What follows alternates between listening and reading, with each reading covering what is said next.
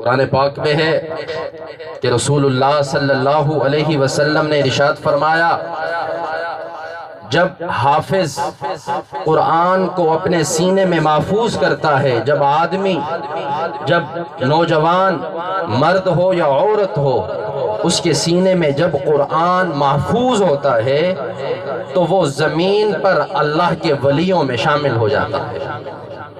حضور سے پوچھا گیا، حضور من ہم اولیاء اللہ، حضور اللہ کے ولی کون ہیں؟ آج ہم دور دراز کا سفر کر کے ولیوں کی زیارت کے لیے جاتے ہیں، دور دراز کا سفر کر کے ولیوں کی قدم بوسیاں کرتے ہیں کہ فلاں جگہ پر اللہ کے ولی ہیں، فلاں جگہ پر بزرگ رہتے ہیں، جاؤ ان سے جا کر دعا کراؤ۔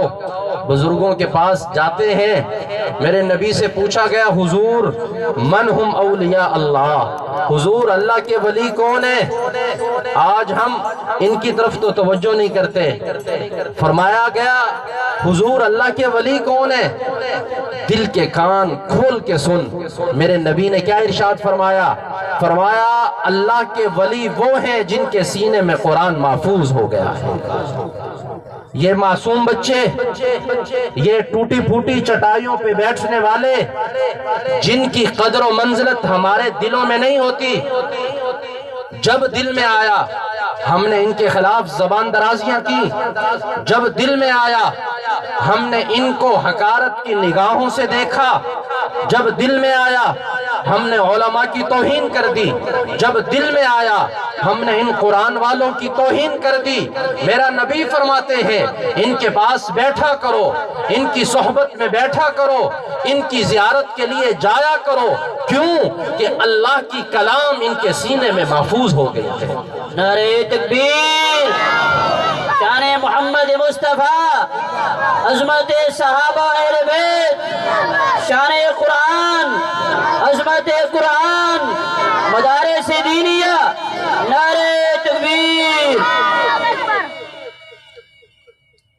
امام المفسرین قطب الاقطاب حضرت مولانا محمد عبداللہ بہلوی نور اللہ مرکزہ سے پوچھا گیا کہ حضرت جنتی لوگ کون ہیں؟ جنتی لوگوں کی نشانیاں کیا ہیں؟ کیا کہیں قرآن میں بیان کیا گیا؟ کیا حدیث میں بیان کیا گیا؟ تو حضرت نے فرمایا، دورہ تفسیر کے سبق میں آ جانا، وہی سوال کرنا۔ تفسیر کا سبق ختم ہوا تو حضرت نے پوچھا، کس نے سوال کیا تھا؟ وہ سوال کرنے والا کون تھا کہ جنتی لوگ، جنتی لوگوں کی نشانیاں؟ تو اس نے کہا، حضرت میں نے کیا تھا۔ آپ نے فرمایا، یہ بتاؤ یہ پڑھنے والے کون ہیں؟ یہ چٹائیوں پہ بیٹھ کر جن کے سامنے قرآن ہے، یہ کون لوگ ہیں؟ اس نے کہا، حضرت یہ طلباء ہیں۔ آپ نے فرمایا، یہ طلباء بھی ہیں، یہ علماء بھی ہیں، یہ دوسرے مدرسوں میں کوئی قرآن کا استاد ہے، کوئی حدیث کا استاد ہے، کوئی فقہ کا استاد ہے، کوئی منطق کا استاد ہے، کوئی کسی کتاب کو پڑھانے والا ہے، اور یہ چھوٹے چھوٹے یہ بچے یہ قرآن پڑھنے والے ہیں۔ اللہ کی قسم، اگر تم نے جنتی لوگوں کو دیکھنا ہے، ان کے چہروں کو دیکھ لو، اللہ کی قسم یہ جنتی لوگ بیٹھے ہیں، یہ قرآن والے، یہ پاک پیغمبر کے محبت کرنے والے، یہ حضور علیہ السلام سے عشق کرنے والے لوگ ہیں، یہ اللہ کی کتاب کو پڑھنے والے لوگ ہیں، ان کی زبانیں پاک ہیں۔ ہم زبانوں سے گانا گاتے ہیں، زبانوں سے بکواسات بکتے ہیں، زبانوں سے گلے شکوے کرتے ہیں، زبانوں سے علماء پر طنز کرتے ہیں۔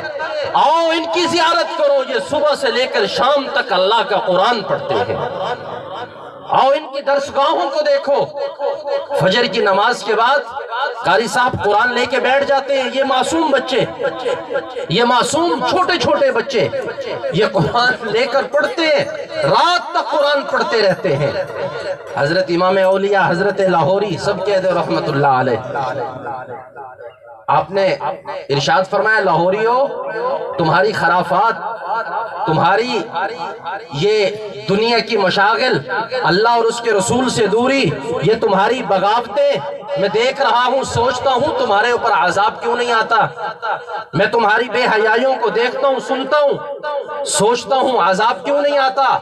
ہاں اس لیے نہیں آتا، جب مدرسوں کی ٹوٹی پھوٹی چٹائیوں پر، جب مسجد میں بیٹھ کر وہ معصوم بچے قرآن پڑھتے ہیں، اللہ کی قسم تمہارے اوپر آنے والا عذاب ان بچوں کے قرآن کی برکت سے اللہ واپس اٹھا لیتے ہیں۔ ان کی وجہ سے آج ہم محفوظ ہیں، ان کی وجہ سے آج دھرتی محفوظ ہے، وگرنہ کون سا گناہ ہے جو ہمارے معاشرے میں نہیں ہو رہا؟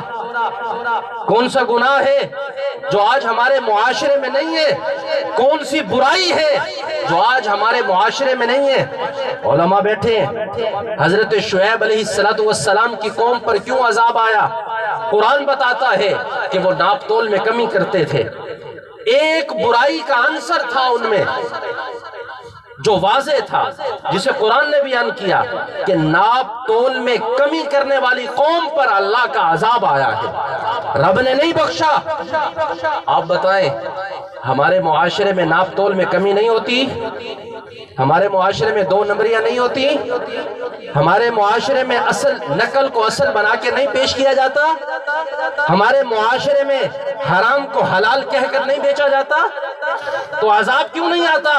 یہ ان کی برکت ہے، یہ ان قرآن پڑھنے والوں کی برکتیں ہیں، یہ ان مدارس کی برکتیں ہیں۔ ہمارے حضرت درخواستی رحمت اللہ علیہ فرمایا کرتے تھے یہ مدارس محمدی باغ ہیں، یہ مساجد بہشتی باغ ہیں۔ محمدی باغ آباد رہیں گے، بہشتی باغ آباد رہیں گے تو یہ دھرتی بھی آباد رہے گی، یہ ملک آباد رہے گا، یہ وطن آباد رہے گا۔ جب مدارس محمدی باغ بہشتی باغ مٹ گئے تو پھر یہ دھرتی بھی مٹ جائے گی۔ حدیث پاک میں ہے، پوچھو نا ان علماء سے قیامت کیوں آئے گی؟ اللہ کے نبی کی حدیث ہے، میرے پاک پیغمبر کا فرمان ہے۔ آپ نے ارشاد فرمایا جب دھرتی پر اللہ اللہ کہنے والے باقی نہیں رہیں گے، جب دھرتی پر اللہ کی محبت والے باقی نہیں رہیں گے، ان سے بڑھ کر اور رب کی محبت والا کون ہے؟ ان علماء سے بڑھ کر رب کی محبت والا کون ہے؟ ان قراء سے بڑھ کر ان کے دلوں میں اللہ کی محبت کرنے والا کون ہے؟ جو صبح سے لے کر شام تک قرآن پڑھتے ہیں، ان کی نگاہیں پاک ہیں۔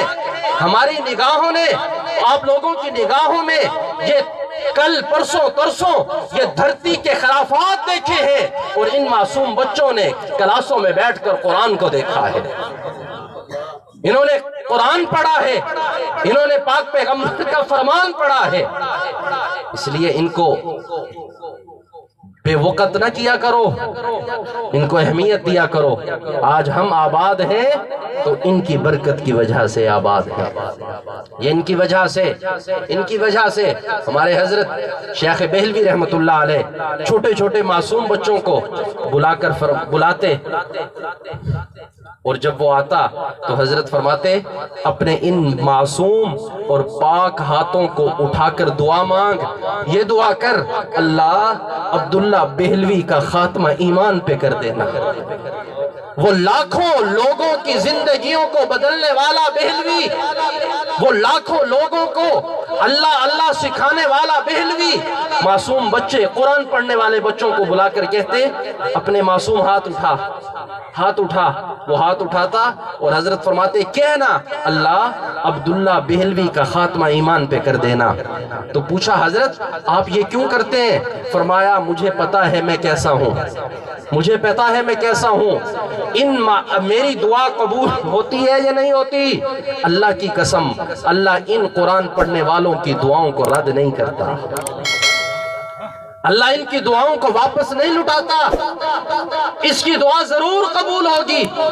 میں نے حضرت ابا جی کو بھی دیکھا ہے، وہ چھوٹے چھوٹے بچوں کو جب مسجد میں آتے تو آپ نظر دوڑاتے، جو بالکل کمزور سا بچہ ہوتا، وہ سادہ کپڑے پہنے ہوئے ہوتے، تو آپ اس کو بلا کر کہتے تھے دعا مانگ اللہ عزیز احمد کا خاتمہ خیر پہ کر دے۔ ہمارے بزرگوں نے فرمایا ہے کہ جب کوئی شخص ایک آیت کی بھی تلاوت کرتا ہے، ایک آیت کی بھی تلاوت کرتا ہے، کل قیامت کے دن اللہ کا نور اسے ضرور مل کے رہے گا۔ یہ قرآن نور ہے، یہ قرآن خیر و برکت ہے۔ اس لیے آج اس طرح کی محافل مجالس کو غنیمت سمجھا کرو، اور یہ مراکز، یہ مدرسے، یہ مسجدیں، ان کو قدر کی نگاہ سے دیکھا کرو۔